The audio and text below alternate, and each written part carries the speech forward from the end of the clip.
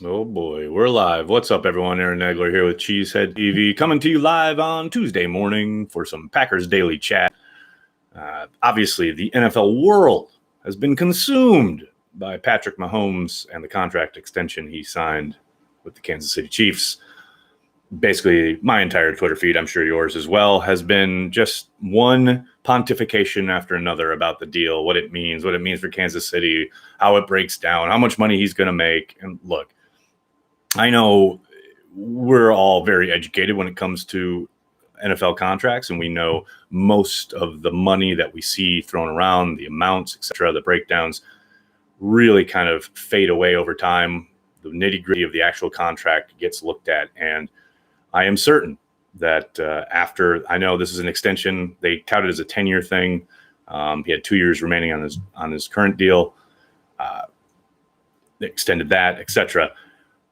I will be very curious to watch how things unfold and where the kind of pressure points / outs are on the contract, and what it means for the squad around him. And they've got a lot of young guys there, and a lot of young talented guys who are going to want to get paid. And I don't think that they've hampered themselves in the short term. I think long term, if they keep to that contract, it is going to be a problem. But I also think that you can still build your squad around Patrick Mahomes, who is insanely talented, and I don't expect that to change anytime soon. So, it's always a fun discussion in the middle of July. And I do hope. We also saw this morning, just before I went live, a couple of restructures. Rex Burkhead in New England, Olivier Vernon in Cleveland have made some adjustments to their contracts. I wonder if we might see one or two of those in Green Bay coming up. I do hope that we see some news on Kenny Clark in the next couple weeks prior to the start of camp. And speaking of the start of camp, J.C. Tretter, former Packer, current NFLPA president, put out a post this morning kind of rattling the NFLPA's saber. It sure sounds like there is some tension, some simmering tension between the PA and the NFL in regards to not only the return to training camp, but the preseason itself. The PA is adamant that there be no preseason games. The NFL, in JC's words, cannot provide an answer as to why they should be holding these preseason games in the middle of a pandemic that do not count in the standings. The answer there obviously is monetary. The owners want whatever money they can garner off of these preseason games, probably local broadcast rights more than anything. And, the PA, I think rightly so, is saying, why the hell are we playing these games? Let's just practice. Let's get ready for the season. And, NFL having its MLB moment. I hope they have a better outcome. But we're not out of the woods / there yet, there being the start of training camp. I got a feeling there's going to be a lot of twists and turns over the course of the next 10 days or so. Garrett, good morning. Too early for beer? Never. I mean, you're more than welcome to imbibe whatever you wish. I'm having coffee at the moment. Paid Kenny Clark. You got that right. I can almost guarantee Mahomes doesn't see the end of that contract without being restructured at some point. Yeah, Frank, I 1,000,000,000% agree. Steven, excellent question. Do they get Aaron Jones or Kenny Clark done first? I think it's Kenny Clark. I think he's the priority. That doesn't mean that they couldn't get Aaron done first. Maybe they hammer something out before the start of camp. As Aaron told me here on the Cheesehead TV YouTube channel a couple weeks ago, they have had discussions. Now, I think those were much closer to the combine than they have been recently. But, there's obviously been a mutual desire in both parties to get something done. And I do think they'll get Aaron Jones under contract, but who knows on the timing of it. As far as prioritizing, I do think Kenny is the priority.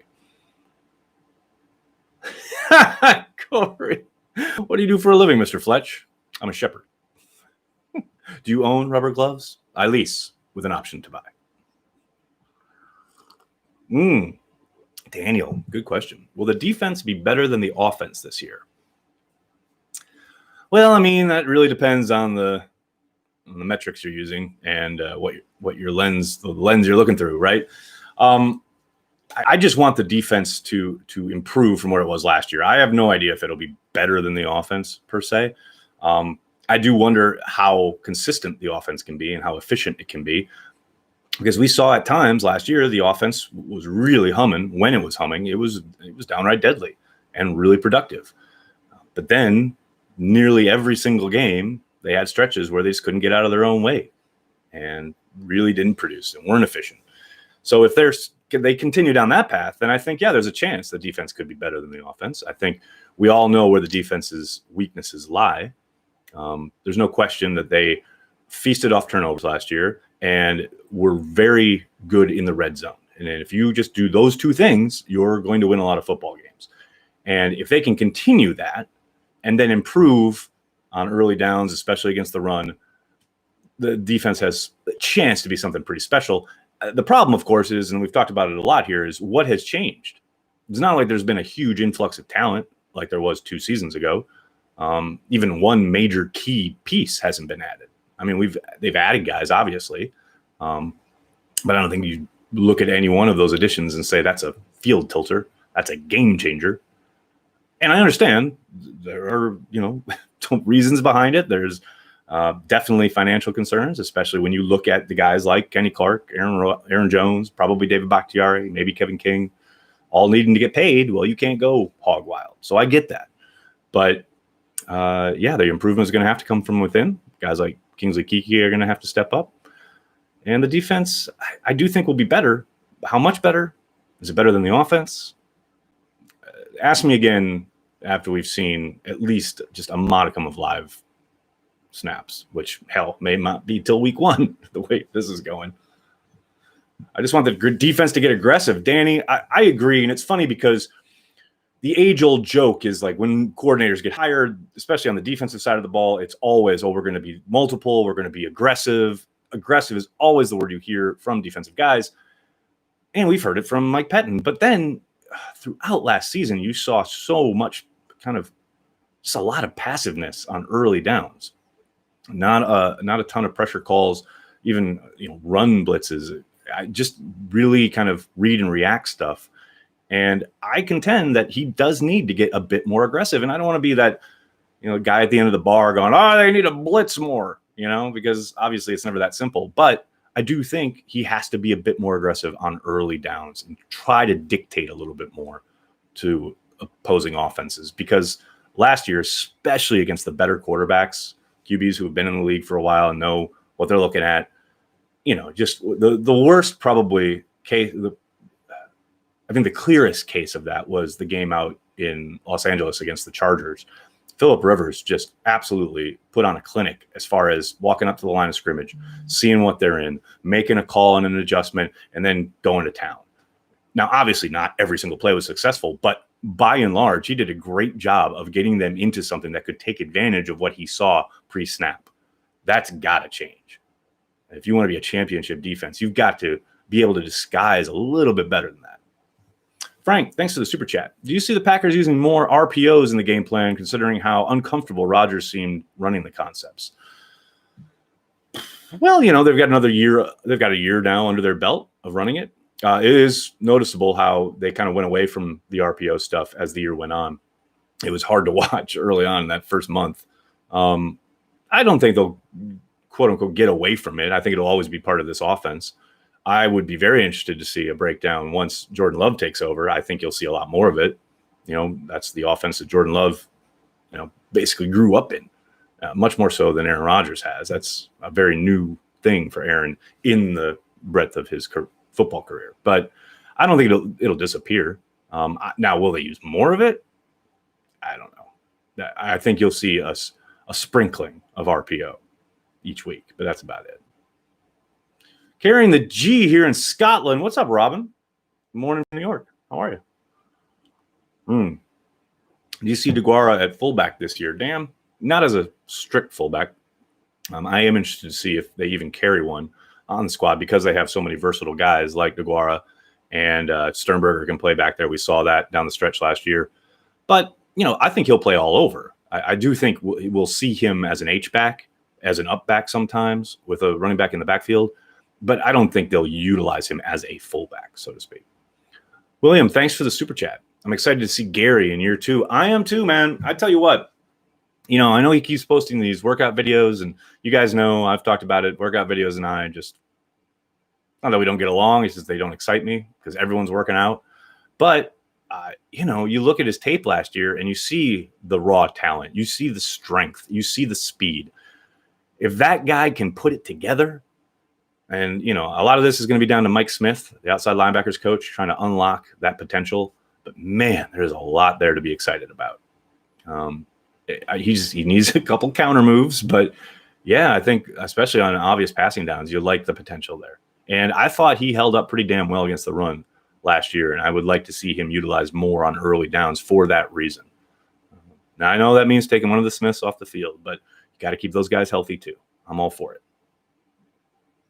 Is Vitale a good fit for the Patriots? Yeah, I think so. I think it'll be really fun watching Josh McDaniels utilize him as a pass catcher. I know for whatever reason the Packers never really kind of leaned into that with Vitale, but I think that's the one thing he's really good at. He's not a great lead blocker, not a great blocker in general. And he can carry the football, what have you. He can, do whatever he needs to do with the ball in his hands. But I tell you what, he is a great pass catcher. We saw it day after day after day in camp last year. And again, for whatever reason, Packers never really utilized it. But I think Josh McDaniels most certainly will. I don't think there's any question there. Let's see. What else we got? Any thoughts as to why the Packers prefer tall wide receivers when 12 seems to refuse to throw 50-50 balls? Oh, well, that's got nothing to do with Rodgers. That's been their MO since Ron Wolf came on board in the early 90s. It's not so much that they like them tall and big because they want guys who can go up and get 50-50 balls. It's because they like big, rugged guys who are going to be able to work over the middle, are going to be able to be effective blocking in the run game. When the weather turns, they're going to do the dirty work, so to speak, on those smash routes, the slants, things that, you going up against a 2-something linebacker. That's the reasoning behind that. And it has been forever in Green Bay. Like I said, Ron Wolf brought that principle with him in the early 90s, and that has been a staple of that personnel group since then. It is always noticeable when they bring in somebody like, say, a Randall Cobb. When they drafted him, I was very surprised because it went very much against their type. But they certainly do have a type. There's no doubt about it. Dustin, thanks for the super chat. Do you see Jones playing PlayStation awaiting his baby boy? Classic. Oh, man. Yeah, I saw it. I told him he was a legend for it. I thought it was hilarious. And then, of course, the internet got a hold of it and went to town on Aaron. I felt really bad. And look, I understand his girlfriend put it out there. So when that happens, it's fair game. And I did kind of wince when I saw it and thought, oh, some asshole's going to say something. And assholes did. But look, I thought it was hilarious. Anybody who's been through the process of childbirth, been there for the birth of their child, knows when you go to the hospital, there's a lot of waiting around. And like she said, the woman herself, she was studying while he was playing. Like, it's not that big a deal. But people's inability to just look at a picture and see a moment and go, oh, that's whatever. And this is how I feel about it. And then keep scrolling rather than, oh, this is trash. Shut up. You're responding to your perception. I always tell my kids, you see the picture, you don't know the story. Until you know the story, just relax. No one needs your opinion on it because you don't know the story. That's how I feel about Aaron Jones playing PlayStation during his wife's labor. That's just me.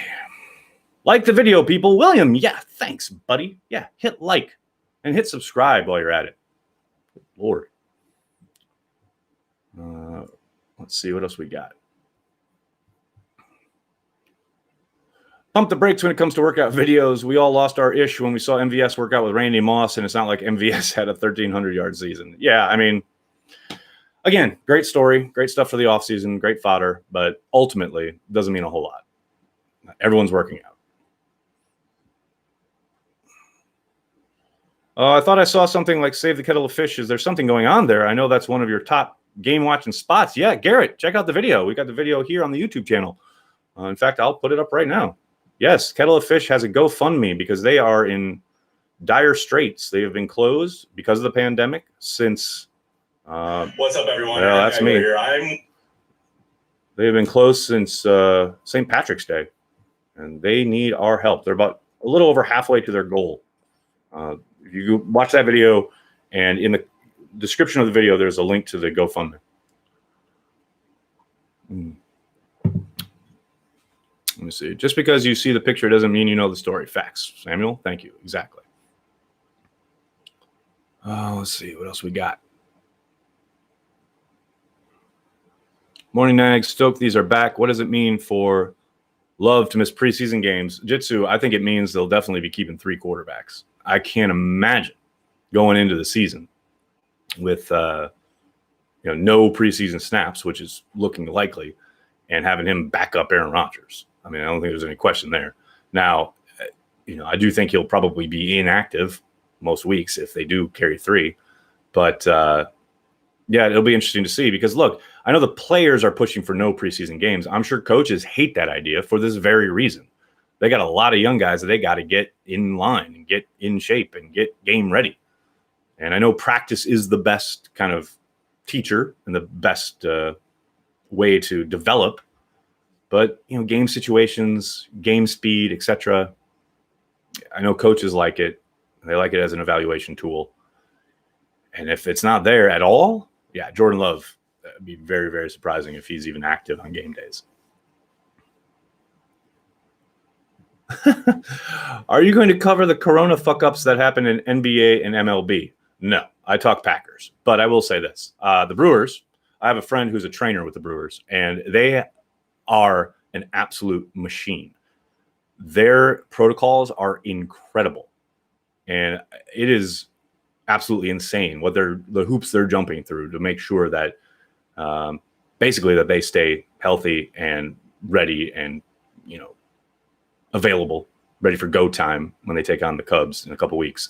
Now, obviously, there have been a couple other teams that have shut down practices, shut down their training because of a delay in results from testing. That's stuff that's got to get ironed out. I don't think anybody should have come into this kind of new world that we're living in thinking that things were just going to be smooth. Obviously, that's just ridiculous. But they do got to get it sorted out. There's no doubt about that. What is it about the 49ers that always given Rodgers trouble? D-line, Bryson, I'll tell you what. It's their ability to rush with 4. That's always been the issue. They've always had really talented guys up front. So it hasn't mattered who the defensive coordinator is, what the scheme is. They can play kind of a cloud, either cover 2, 2-man, what have you, something where they're just flooding the field basically with defensive backs and linebackers because they only have to rush 4 guys. And what's even worse now is that with Saleh back there as their defensive coordinator, who is really talented and should be a head coach by this point, he has taken advantage of that fact because Aaron knows this. So Aaron went in, especially that first game, expecting, okay, they're not going to blitz a lot. And then they blitzed a lot early on and really threw him off his game. But traditionally, Aaron has struggled a lot against that team because of their defensive front and their ability to just rush with 4. And their ability to play either cover 3, cover 4, cover 2, it hasn't mattered. They can drop however they want, and they can stop the run with 4 guys up front. They can get after the quarterback with 4 guys up front. That is always going to be the toughest proposition. And that's why last year, all week leading up to both games, I said, run the fucking ball, because that is the only way. That is the only way to beat that team. And that is why you saw Seattle beat them the first time, came close to beating them the second time, even though that game got away from them early. But Seattle matches up well with them because they run the fucking ball. LaFleur, Rodgers, for whatever reason, went into both of those San Francisco games going, oh, we're just going to spread it out like we always do. You're just begging to get your ass kicked. Gotta run the ball. It's the only way to beat that team. Hello from Italy, Aaron. Stay safe, buddy. Thank you. Thanks for checking it out. Go Pack, go. I was listening to a podcast where they were hesitant on Rodgers being a first ballot Hall of Famer, saying he'll get in because media loves him. How is he not a first ballot Hall of Famer, Jade? Whoever that was, whatever podcast you are listening to, take it, move it into the trash of your computer, and never download or listen to it again. because that is one of the most ridiculous things I have ever heard. Aaron Rodgers is in the Hall of Fame right now. First ballot. He ain't waiting 5 years. He's in right now. That's ridiculous. That is patently absurd. I mean, outside of Ben Baldwin, I'm probably the biggest Aaron Rodgers critic there is, and I know he's a first ballot Hall of Famer. Give me a break. Any player on the roster you feel like is overstaying their welcome in terms of lack of productivity? No, Frank. I don't look at the roster that way. I know lots of fans probably do, especially when it comes to contracts, but that ain't my gig. There are certainly guys who will frustrate me on Sundays, who I will tear apart Packerman because of. But, yeah, no, I don't look at the roster and think, this guy, what's he still doing here? Now, ask me again during the season. We might get a different answer. Any chance Hackett is up for a head coaching interview after another successful season or two? I think the offense would have to improve greatly. I do, like I said, you do see stretches where they are really productive and really efficient. If they can get, basically 16 games of that, full games, then, yeah, maybe his name starts to circulate. Although, not calling the plays always works against you in the NFL. But we'll see. He's got the name recognition, obviously, because of his dad. And he has been somewhat successful as a coordinator pretty much everywhere he's gone outside of being scapegoated in Jacksonville. But we'll see. I don't even want to know what that means. I wish the media even had a slight liking for Aaron Rodgers. Joey, come on. See, we're at that dichotomy point, right? We're at that moment in Rodgers' career where he's so big and he's so good and he's such a superstar that everyone feels like he's either covered too much or he's not covered enough, or the disrespect. And every time you put up a clip of Aaron Rodgers doing anything, I guarantee within 5 minutes, someone on Twitter will respond, "Oh, if this was Mahomes, there'd be an ESPN 30 for 30 about it." Like, then that also bleeds into the Brady thing. Like, anytime you talk about Aaron Rodgers, well, Brady does this, blah, blah, blah. But people just have to jump to these, like, you got to get up on the cross as quickly as possible and say, my guy is the most maligned. Just relax. People love Aaron Rodgers. People gush over Aaron Rodgers. I mean, he's one of the most celebrated athletes in America. Has he come under some criticism lately? Yeah, because his play hasn't been as good. There's nothing wrong with saying that. When he makes a good throw, we all ooh and ah. When he makes a dumb read or pulls it down when he shouldn't, or, tries to run on 3rd and 19 and almost fumbles the game away against the Bears, we talk about it. It's okay. It's all right. He's still an all-time great. 150 people in this chat. Let's go. Good to see Packers fans from around the world. I agree. That's why we're here. It's why we do what we do here at Cheesehead TV. We are devoted to Green Bay Packers fans worldwide. That's how we roll. If Favre and Rodgers were playing blackjack, Rodgers wouldn't double down on 11, and Favre would hit on 17. It's pretty good. Bryson, thanks for the super chat. What was Favre's issue with the Cowboys? Pretty similar to what Aaron's was with the 49ers. They were just an excellent team. You got to remember in the early 90s when they were flying down to Dallas every year and basically ending their season in the playoffs Dallas every year. They just had an insanely talented team, top to bottom. I mean, that was like playing your big brother every year. That team was so stacked. It started obviously with the Herschel Walker trade, but Jimmy Johnson just did a phenomenal job collecting talent. And you could, not in a way you could never do it today, but like they had guys on their bench who were frontline starters on other teams who would be. It was just a case of they were just top to bottom a much better team. I don't think there was anything that it was, Favre couldn't handle whatever. It's just they were insanely talented. No shame in saying that. The one big regret, obviously, will always be the 96 year when they did go to the Super Bowl and the Panthers beat the Cowboys. Because I know every breathing Packers fan wanted the Cowboys in Lambeau for the NFC Championship game to exorcise those demons. And we got it the next year. But to beat the Cowboys to go to the Super Bowl would have been... But it was Carolina instead. Do you think that players will open for longer-term contracts for less years if they... What does that mean, Samuel? That doesn't make any sense. Do you think that players will be open for longer-term contracts for less a year? Oh, less a year. If they guarantee something every year with incentives. I mean, it's down to the individual players. It's impossible to say, impossible to give it a blanket statement. I do think you'll see more attempts to tie into the percentage of cap. That drumbeat has been going for a long time now. We'll see. I really want a Packer, man. Yeah. Ooh, Norman with a tough one. Dak Prescott or Carson Wentz? I love both quarterbacks. I'll probably go Carson Wentz if he's fully healthy. Now, he hasn't been in a long time, but I think overall between the two, I'd take Wentz. Now, that's in a total vacuum, just looking at the player. I think Wentz is better. But I love Dak, and I think he's deserving of every penny he can get out of Jerry Jones. No doubt about it. Favorite Packer playoff game ever. Whew. Probably that NFC Championship game, the 96 one. When Favre tossed that touchdown to Dorsey Levens, it was the first time ever in my life I thought I might actually see the Packers in the Super Bowl. Because up until then, I still wasn't like, oh, God, I was still nervous, right?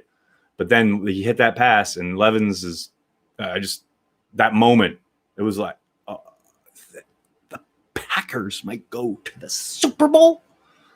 So, yeah, that's probably it. I mean, there have been amazing games throughout the years. I'll never forget the Giants wildcard game when Randall Cobb caught that Hail Mary at the end of the first half in the exact end zone where Eli Manning had hit a Hail Mary at the end of the first half years before. That exercised some demons. So that was really lovely. But, yeah, it's probably the NFC Championship game against the Panthers. I think one or two more.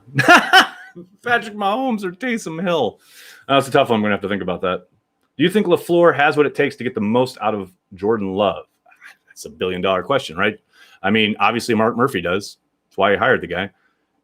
I am cautiously optimistic. You know, I thought obviously there were hiccups along the way, but LaFleur had a very promising first season. Now, how much of that, especially on the offensive side of the ball, is coming down to having great veterans like Aaron Rodgers who can kind of take the reins. I do think they are in a perfect situation with LaFleur because he gets to, quote unquote, learn on the job, so to speak, as a head coach with one of the greatest quarterbacks ever to play the game for the next at least 2 years, probably, right? And then they finally make that move whenever they make it to Jordan Love. Well, now LaFleur's got a couple years under his belt, gets the lay of the land, knows what's up, knows what he wants from that position specifically, if he doesn't already, and gets to start bringing him along. So, yeah, I'm optimistic, that Matt LaFleur is the man for the job. We'll see. All right, everybody, I'm going to have to go. Can't thank you guys enough for hanging out here for Packers Daily. Like I said yesterday, I'll be doing these every day, Monday through Friday, pretty much for the rest of my life. No, through the season, probably, hopefully. May miss a day or two here or there, but for whatever reason, maybe work-related, family, whatever. But most days I'll be here, 10 a.m. Eastern. Please hit like, hit subscribe, tell your friends, tell your family. Cheesehead TV, we are devoted to Green Bay Packers fans worldwide. Thanks a lot, everybody. Have a great day. Go Pack Go.